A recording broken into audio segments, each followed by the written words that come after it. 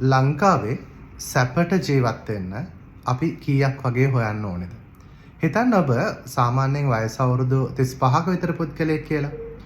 ඔබේ පවුලේ ඔබට පාසල් යන පුංචි ළමයෙක් ඉන්නත් පුළුවන්. එහෙනම් මාසෙකට ඔබ සාමාන්‍යයෙන් කීයක් වගේ මුදලක් හොයන්න ඕනේද? කරදරයක් නැතුව සාමාන්‍යයෙන් හොඳින් ජීවත් වෙන්න. අපි බලමු සාමාන්‍යයෙන් කොච්චර මුදලක් යනවද කියලා. ගොඩක් අයට මේක ප්‍රශ්නයක්. අවුරුදු 25ක විතර කෙනෙක් ඉන්නවා නම් ඔබ අවුරුදු 35 වගේ වෙද්දි මේ තැනට යන්න කටයුතු කරන්න පුළුවන්. එතකොට ඔබ අවුරුදු 35ක වගේ කෙනෙක් නම් තාමත් මේ තැනට ඇවිල්ලා නැත්තම් ඔබ මේ ගාන හොයන්න උත්සාහ කරන්න පුළුවන්. මේක එක එක්කෙනාගේ ජීවන තත්ත්වය අනුව වෙනස් වෙන්න පුළුවන්. ඔබ ජීවත් වෙන පරිසරය අනුව වෙනස් වෙන්න පුළුවන්. අපි සාමාන්‍ය හිතමු ඔබ නගරයකට ආසන්නව ජීවත් වෙන කෙනෙක් කියලා හිතලා බලලා අපි හදලා බලමු ඔබට කොච්චර වගේ මුදලක් මාසෙකට වැය වෙනවද හොඳට ජීවත් වෙන්න කියලා.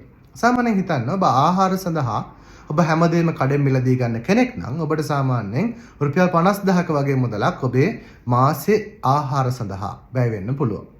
ඊළඟ දේ තමයි ඔබට ඊළඟට කරන්න දෙන්න තියෙන තමයි බිල්ස් ගෙවන්න එපා. අපි හැමදේම දැන් ඉලෙක්ට්‍රිසිටි එක ගන්න පුළුවන්, වෝටර් බිල් එක දෙන්න පුළුවන්, එහෙම නැත්නම් ඔබට ඉන්ටර්නෙට් බිල් එක දැන් තියෙනවා. ඊළඟට ක්‍රෙඩිට් කාඩ් බිල්ස් දෙන්න පුළුවන්.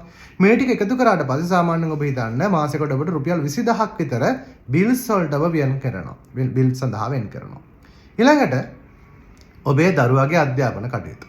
සාමාන්‍යයෙන් ලංකාවේ ගත්තාම දැන් ගොඩක් දේවල් මුදල් එක්ක අධ්‍යාපනය කරන්න වෙලා තියෙනවා. ඔබගේ දරුවා ජාත්‍යන්තර පාසලකට වගේ ඇතුළත් කරලා තියෙනවා නම් ලොකු මුදලක් ගෙවන්න අවශ්‍යයි.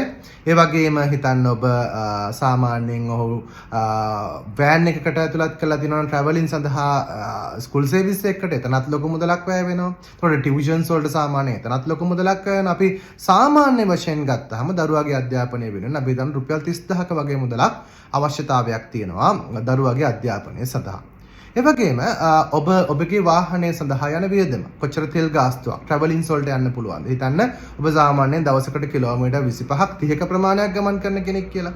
එහෙම හැදුවොත් ඔබට සාමාන්‍යයෙන් එතනටත් රුපියල් 30000ක වගේ මුදලක් අවශ්‍ය වෙනවා මාසේ ඒ කටයුතු සිද්ධ කරගෙන යන්න. ඊළඟ දේ තමයි හදිසි වියදම්. හදිසියේ හිතන්න ලෙඩක් තොකක් ඇති වෙන්න පුළුවන් නේ. ඊළඟට ඔබට සාමාන්‍යයෙන් හදිසි අපසතාවයක් වෙනුවෙන් හදිසි මලගෙදරක් වෙඩින් එකක් අපිට එන්න පුළුවන්. ඉතින් මේ දේවල් ගත්තාම ඒ කාරණාව අනුව මුදල් ගාන එහා මෙහා වෙන්න පුළුවන්, වැඩි වෙන්න පුළුවන්. අපි සාමාන්‍යයෙන් ගත්තොත් හදිසි වියදම් වලට ඔබ අනිවාර්යයෙන්ම රුපියල් 20000ක්වත් මාසෙකට වෙන් කරන්න සිද්ධ වෙනවා. ඊළඟ දේ තමයි ඔබ සාමාන්‍ය ජීවත් වෙන කෙනෙක් හැටියට සාමාන්‍යයෙන් ඔබ ට්‍රිප් එකක් යන්න කැමති වෙන්න පුළුවන්. නැත්නම් එළියෙන් කැමකට යන්න කැමැත්තක් තියෙන්න පුළුවන් ඔබේ ෆැමිලි එකත් එක්ක. එතකොට මේ දේ සඳහාත් ඔබ අනිවාර්යයෙන්ම රුපියල් 20000ක්වත් මාසෙකට වෙන් කරන්න අවශ්‍යතාවයක් තියෙනවා. right. ඊළඟට ඔබ අනිවාර්යයෙන්ම ලෝන්ස් ඇතුවන ජීවත් වෙන්න. අපි සාමාන්‍යයෙන් ගත්තාම ලෝන්ස් නැති අය ඉන්න පුළුවන්. බහුතරයක් ගත්තාම ලෝන්ස් තියෙනවා.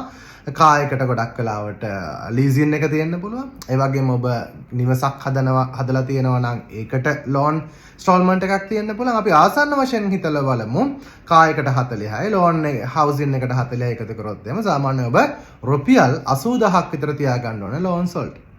ඒ වගේම ඔබ අනිවාර්යයෙන්ම මුදල් ඉතිරි කරන්නත් එපා. මේක අනිවාර්ය කාරණාවක්. ඔබ අනිවාර්යයෙන්ම ඔබ හොඳ ෆයිනෑන්ෂල් ගෝල් එකකට වැඩ කරනවා. ඔබ අනිවාර්යයෙන්ම මුදල් ඉතිරි කරනවා. ඉතින් හිතන්න ඔබ රුපියල් 50000ක් ඉතිරි කරනවා කියලා මාසෙකට. right.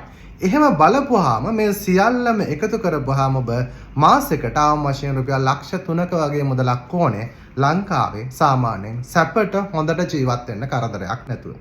මේක මීට වඩා වැඩි වෙන්න පුළුවන්. ඔබ ජීවත් වෙන ඔබේ තත්ත්වය අනුව. හැබැයි ඒ වගේම තමයි මීට වඩා අඩුවෙන් ඔබට මේ දේවල් කරගන්න අවස්ථාවක් තියෙන්න පුළුවන්. ඉතින් මේ ගෝල් එකට යද්දී සමහරවිට ඔබ මේක තනිව කරන්න බැරි වෙන්න පුළුවන්. ඔබේ වැටුපෙන් ප්‍රමාණවත් වෙන්න පුළුවන්. ඔබේ සහකරු හා සහකාරියගේ වැටුපත් එක්ක එකතු කරලා මේක කරන්න පුළුවන් අවස්ථාවක් තියෙනවා.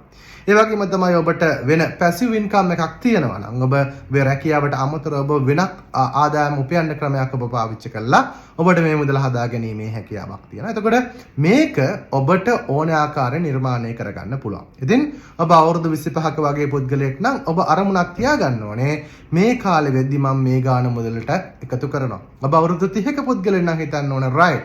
අවුරුදු 35 වෙනවා මම මේ වගේ මුදලකට ඉතුරු කරගත්තොත් තියාගත්තොත් ආදායම උපයා ගන්න ක්‍රමයක් හදාගත්තොත් හොඳට ජීවත් වෙන්න පුළුවන්කමක් තියෙනවා කියලා. ඉතින් තාමත් ඔබ මේ වයසටත් ඇවිල්ලා ඒ ගාන හොයාගන්න බැරි නම් ඔබ උත්සාහ කරන්න ඕනේ කොහොම හරි මේ මුදලක් එකතු කරගන්න හොයාගන්න ආදායම් ක්‍රමයකට යන්න ඕනේ.